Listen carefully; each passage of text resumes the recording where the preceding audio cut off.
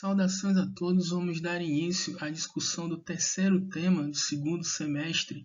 na disciplina de História no primeiro ano, intitulado Sociedade, Economia e Política na Roma Antiga. As civilizações que se desenvolveram principalmente a partir das cidades de Esparta e Atenas, na Grécia, assim como da cidade de Roma, na Península Itálica, na Idade Antiga, são consideradas como a base sobre a qual se desenvolveram as culturas de todos os povos originários do continente europeu.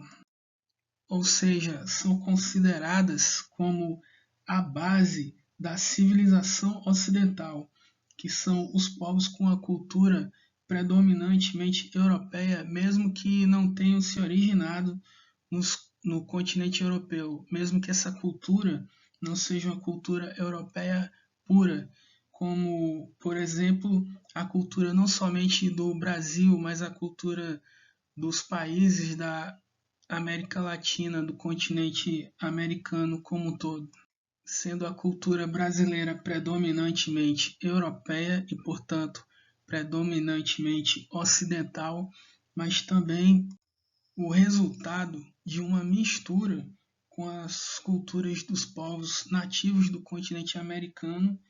e com as culturas dos povos nativos do continente africano, sendo consequentemente o estudo sobre as culturas dos povos europeus, americanos e africanos a busca das três origens da identidade do povo do continente americano, mais especificamente do povo brasileiro. A cidade de Roma, então, fica localizada na chamada costa central do Mar Mediterrâneo, que divide o continente europeu do africano, assim como do asiático, sendo a Península Itálica, onde se localiza a cidade de Roma, como um braço de terra que adentra o mar. Os vestígios arqueológicos indicam que essa região foi ocupada inicialmente pelos italiotas há 2000 anos antes de Cristo e em seguida pelos etruscos no século 9 a.C.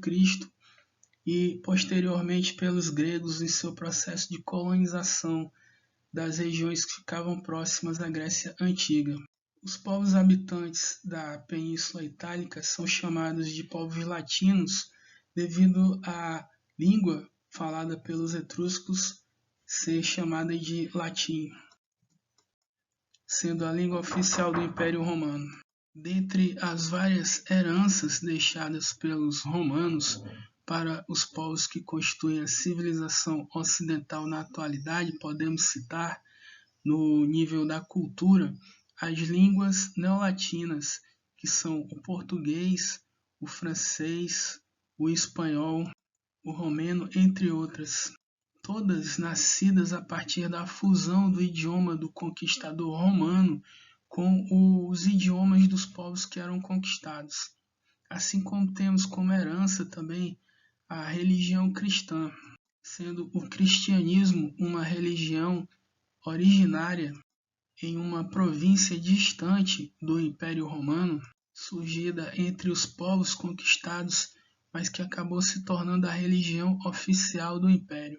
sendo a igreja cristã mais antiga da história a Igreja Católica Apostólica Romana, que ainda tem até na atualidade a sua sede no Vaticano, um bairro no interior da cidade de Roma. Podemos citar também a arquitetura que influencia e muito até a idade contemporânea, até a atualidade, a arquitetura das nossas cidades. Isso sem se aprofundar mais nas diferentes linguagens artísticas, assim como podemos citar também as influências políticas do Império Romano, basicamente no direito romano, que é a base dos códigos jurídicos de todos os países do mundo até a atualidade, assim como também instituições políticas como a República e o Senado foram ideias originariamente romanas. A sociedade romana era dividida em 4 classes sociais que tinham interesses profundamente divergentes entre si. responsáveis por conflitos políticos constantes. A classe dominante era denominada de plebeus. Eram os descendentes dos fundadores da cidade, os únicos considerados como cidadãos e possuidores de direitos políticos, ocupantes dos cargos públicos mais elevados, sendo também grandes proprietários de terras, rebanhos e escravos. Abaixo dos patrícios existia uma classe média de homens e mulheres livres que dependiam dos patrícios por conta de favorecimentos econômicos e proteção social, em troca de serviços dos mais diversos tipos que desenvolviam. Abaixo dos patrícios e dos clientes havia a classe dos plebeus, de homens e mulheres livres que se dedicavam também às mais diversas atividades econômicas, como a agricultura e o artesanato, alguns chegando inclusive a se tornarem ricos, sendo a maioria, no entanto, constituída de trabalhadores pobres, não possuindo direitos políticos a princípio, o que sempre era motivo de muitas tensões sociais, assim como era motivo de tensões e revoltas a situação dos escravos. Pessoas que eram submetidas a essa condição na origem de Roma, principalmente devido a dívidas que não eram quitadas. Condição que foi sendo constituída principalmente durante a fase de expansão territorial de Roma, a partir da captura de pessoas dos povos que eram conquistados. Esses prisioneiros de guerra se constituíam não somente na principal mão de obra do Império Romano, como inclusive na principal mercadoria do altamente desenvolvido comércio do Império. Podiam ser comprados ou vendidos individualmente ou em lote nos mercados, sendo classificados de acordo com o direito romano como instrumentum vocali, traduzido aproximadamente para o português como uma ferramenta que fala, se diferindo do gado ou então dos cavalos, que eram classificados no direito romano como instrumentum semivocalis, apenas porque os gados e os bois não sabiam falar, assim como se diferiam também dos instrumentos mutums, que eram, por exemplo, a enxada, o arado, por esses serem objetos inanimados, mas tanto as pessoas escravizadas quanto os animais de carga e os instrumentos comuns de trabalho eram todos reconhecidos pelo direito romano como objetos, como coisas, simples mercadorias, sendo negado aos escravos, inclusive, o direito de serem reconhecidos como seres humanos. Essa mão de obra, que era a principal fonte de riqueza do Império, era utilizada nas mais diversas atividades econômicas, como na produção agrícola, nos trabalhos domésticos, artesanais e até como capatazes que cuidavam de outros escravos. A história política da civilização romana, da qual a civilização ocidental contemporânea é herdeira em grande medida, teve 3 fases em seu desenvolvimento: o período monárquico, o período republicano e o período do Império. O período monárquico corresponde à origem da cidade de Roma no ano de 753 a.C. até a proclamação da República no ano de 509 a.C. O monarca era responsável pelas funções de chefia do poder militar, chefia também no nível religioso e judicial. No entanto, não exercia o poder de forma absoluta, isolada, colocando em prática as leis que eram formuladas pelo Conselho de Anciões das famílias mais importantes, de patrícios, denominado esse conselho de Senado. Apesar de formular as leis e fiscalizar as atividades do rei, Não era o Senado que aprovava ou não as leis que formulava, e sim a Assembleia Curial, constituída pelos cidadãos das 10 cúrias ou clãs, descendentes dos fundadores da cidade, que além de aprovar ou não as leis, também elegiam os funcionários públicos dos mais altos cargos. O período monárquico chegou ao fim com a rebelião dos patrícios que formavam o Senado, interessados em exercer o poder eles mesmos sem a intermediação do monarca. A República foi então o sistema de governo que existiu entre o ano de 509 ao ano de 27 a.C. Esse sistema político, criado na cidade de Roma na Idade Antiga, 2500 anos atrás, é o sistema político predominante não somente na civilização ocidental, como em quase todo o mundo na atualidade. A palavra república na língua portuguesa é derivada das palavras originais do latim res publica, que significa uma coisa de todos. É um sistema político onde o governo, o Estado, o poder, ele pertence não a um único indivíduo, mas ao povo como um todo, em teoria, se bem que na prática o poder acabava sendo exercido pelo menos a princípio, única e exclusivamente pelos patrícios. Situação que gerou várias revoltas dos plebeus até que algumas alterações fossem realizadas, se bem que não tão substanciais. Os principais cargos da magistratura, ou seja, os altos cargos públicos monopolizados a princípio pelos patrícios, consistiam no cargo de cônsul, que eram 2 representantes do Senado eleitos anualmente para exercer o poder executivo, para colocar as leis elaboradas no Senado em prática. É um sistema muito semelhante à atual República Parlamentarista, onde o governante maior da nação é o primeiro-ministro eleito entre seus pares no Congresso ou no Parlamento. Havia também o cargo de pretor, que eram os administradores responsáveis pela justiça,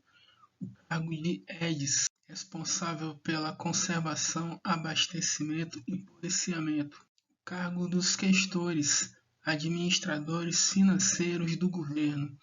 censores, contabilizavam números de cidadãos e bens. À medida que o Império Romano crescia, se desenvolvia, enriquecia cada vez mais, às custas e em grande medida, em parte pelo menos, do enriquecimento de uma grande parcela dos plebeus, as tensões sociais cresciam e o monopólio de direitos políticos era cada vez mais questionado,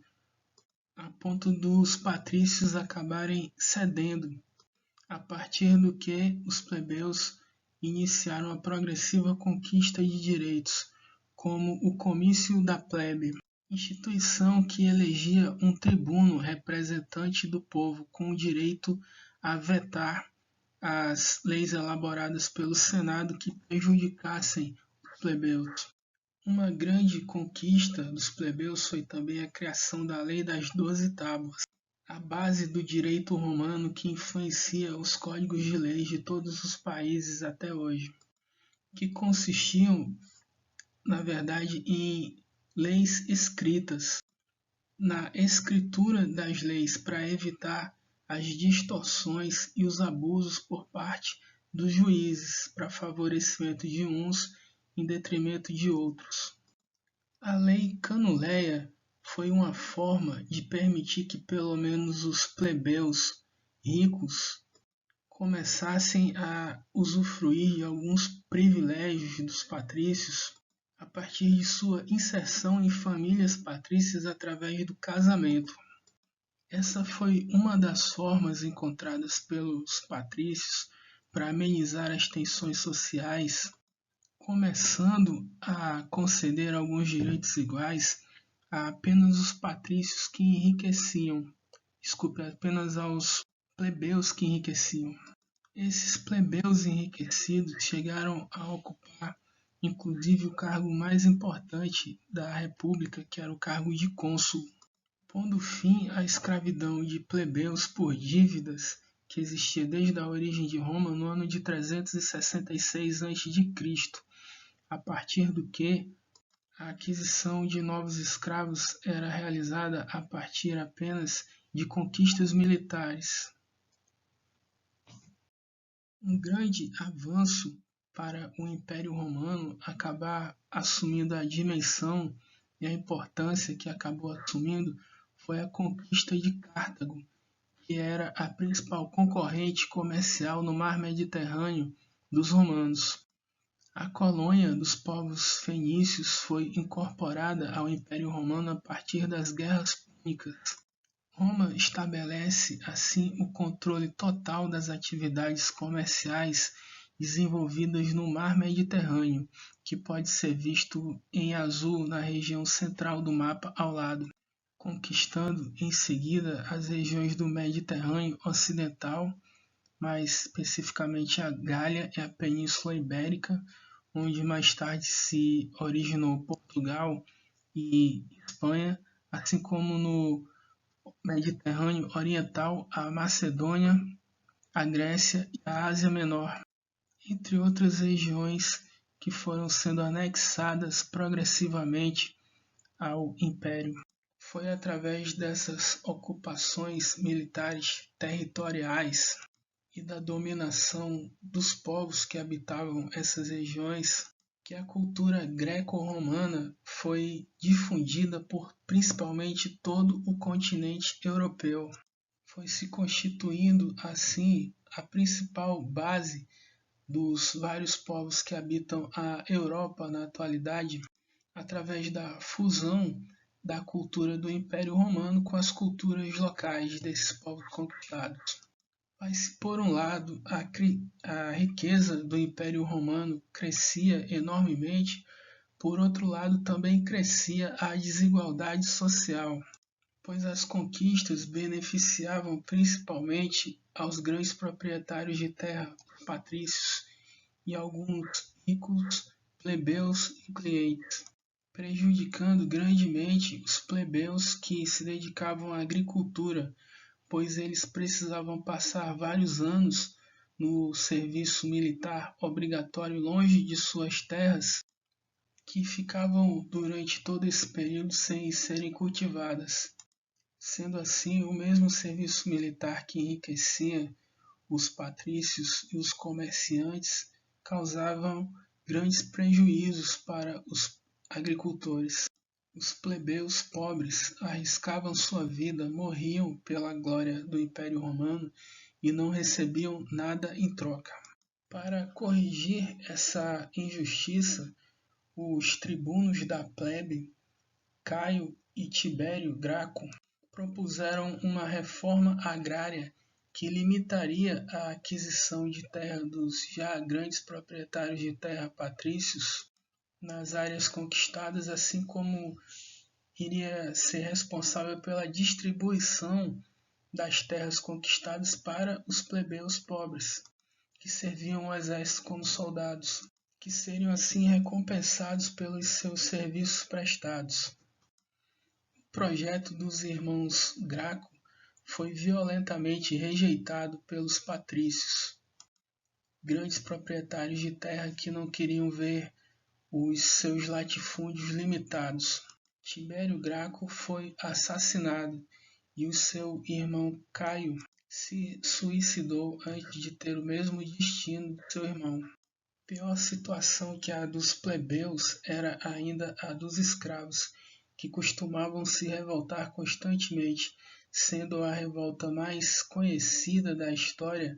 a liderada pelo gladiador Espartacus, que criou um exército de 80.000 escravos, que chegaram a marchar contra a cidade de Roma na tentativa de destruí-la e libertar todos os povos que haviam sido feitos de escravos. O exército liderado por Espartacus teve grande sucesso com vitórias sucessivas sobre o exército romano de forma surpreendente durante 2 anos, até que foi derrotado de forma violenta, tendo os seus integrantes sido crucificados. Como se não bastassem as reivindicações constantes dos plebeus e as revoltas dos escravos, os próprios generais do exército romano muitas vezes tentavam, inclusive, se sobrepor às ordens do Senado, causando mais instabilidade e tensão na República, que ia assim desmoronando aos poucos devido às suas grandes contradições internas. As tentativas de resolução das crises de vários níveis iam progressivamente adquirindo um caráter cada vez mais autoritário. O momento culminante desse processo foi provavelmente a ascensão ao poder do general Júlio César, comandante supremo do exército, considerado o maior conquistador da história, que chegou a acumular os cargos e os títulos de senador, cônsul, tribuno permanente da plebe, ditador vitalício e inclusive de sumo sacerdote, tendo sido assassinado no ano de 44 a.C. em um complô liderado pelo seu próprio filho Brutus, um dos senadores que queria evitar coroamento de Júlio César como imperador, pondo fim ao sistema republicano. Sendo sucessor dos irmãos Graco e aproveitando os seus outros títulos e honrarias que havia recebido, acumulando um poder até então nunca visto antes, Júlio César ganhou muito apoio e popularidade distribuindo terra entre os soldados do Império Romano após as suas conquistas, impulsionando também de forma muito intensiva a colonização das províncias, construindo grandes obras como estradas e edifícios grandiosos, algumas estradas pavimentadas inclusive, ainda existindo depois de mais de 2000 anos na Itália, como é possível ver na imagem ao lado. O poder de Júlio César era tão grande que ele chegou a reformular o calendário, inserindo um mês com o seu próprio nome, Júlio. O período republicano chega ao fim com o coroamento de Otávio Augusto, sobrinho neto de Júlio César, após o seu falecimento, quando Otávio Augusto sai vitorioso na disputa de poder com outros 2 generais que formavam o chamado Triunvirato,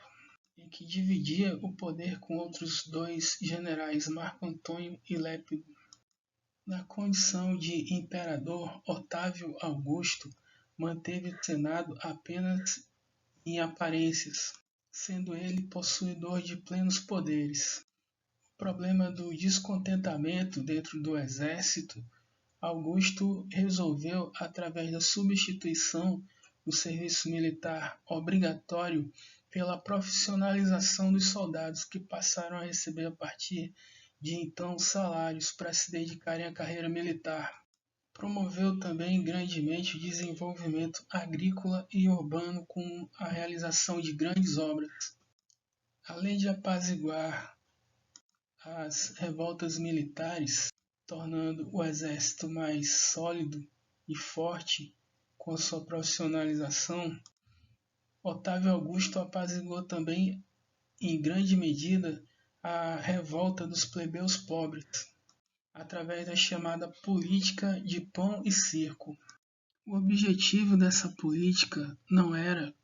o de promover justiça social, como os objetivos dos irmãos Caio e Tibério Graco, ou mesmo atenuar as desigualdades, como era o objetivo provavelmente de Júlio César, mas sim manter as desigualdades, reduzindo as tensões, reduzindo as revoltas dos plebeus. As políticas públicas para isso consistiram na distribuição de algumas pequenas quantidades de pão para a grande população de famintos que existia na cidade de Roma, assim como decretar feriados e promover festas e espetáculos teatrais e circenses constantes. Um tipo de política que teve a sua expressão máxima nas lutas com animais ferozes e nos combates entre gladiadores realizados no Coliseu, construído nos governos que lhe sucederam. O Império Romano, no seu auge, chegou a ter 80.000 quilômetros de estradas pavimentadas, além do monopólio do Mediterrâneo, no desenvolvimento de suas atividades comerciais, realizadas através de uma moeda única, assim como um sistema único de leis para todo o território, que ocupava partes de 3 continentes, o continente europeu, africano e asiático, consistindo em 3 de cada 4 metros da superfície terrestre conhecida pelos europeus até aquele momento, uma região onde hoje ficam aproximadamente 40 países, chegando até 100 milhões de habitantes em seu território, sendo que 1,2 milhão de habitantes só na capital, a cidade de Roma, em seu auge. Um feito certamente assombroso para o nível de desenvolvimento tecnológico da época. A principal fraqueza de um império tão extremamente grande se dava em decorrência justamente de seu tamanho exagerado. Assim, seu primeiro grande problema, a sua talvez principal causa de enfraquecimento, foi a escassez da mão de obra escrava, já que os escravos eram constituídos a partir da captura de povos conquistados. E após a conquista do Egito e da Mesopotâmia, o império não via mais como se expandir. A profissionalização do exército, que ajudou a diminuir a revolta dos militares com o pagamento de salário aos soldados, teve uma contrapartida negativa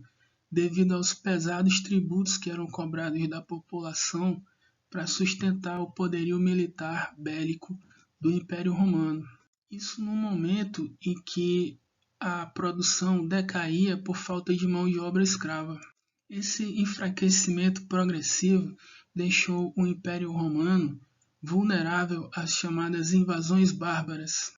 de povos vizinhos ao Império, como os visigodos, ostrogodos, lombardos, vândalos, francos, que acabaram sendo os mesmos povos que entraram no exército romano. Ocorre que a enorme quantidade de escravos exigia também uma grande quantidade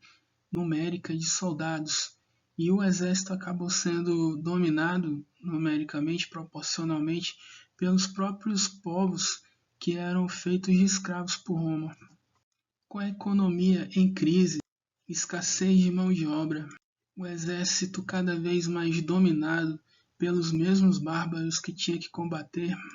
o imperador Constantino, no ano de 330 d.C., resolve mudar a capital do império para um local de mais difícil acesso, onde a capital pudesse ficar melhor protegida dos ataques à antiga cidade de Bizâncio. No ano de 395, com a cidade de Roma cada vez mais enfraquecida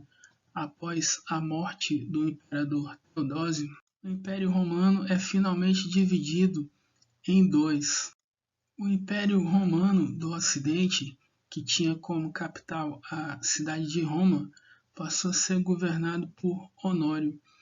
enquanto que o Império Romano do Oriente, que tinha como capital a cidade de Constantinopla,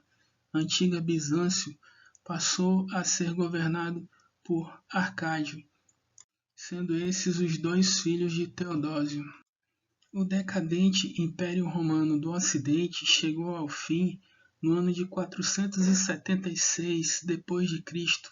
com a vitória de Odoacro, rei dos Érulos, um dos povos bárbaros, sobre o último imperador romano, Rômulo Augusto. Esse fato é considerado como o principal marco que põe fim à Idade Antiga e dá início à Idade Média, que é o próximo tema da nossa aula. Chegamos assim ao fim da discussão sobre Roma Antiga. O capítulo do livro, junto com a atividade,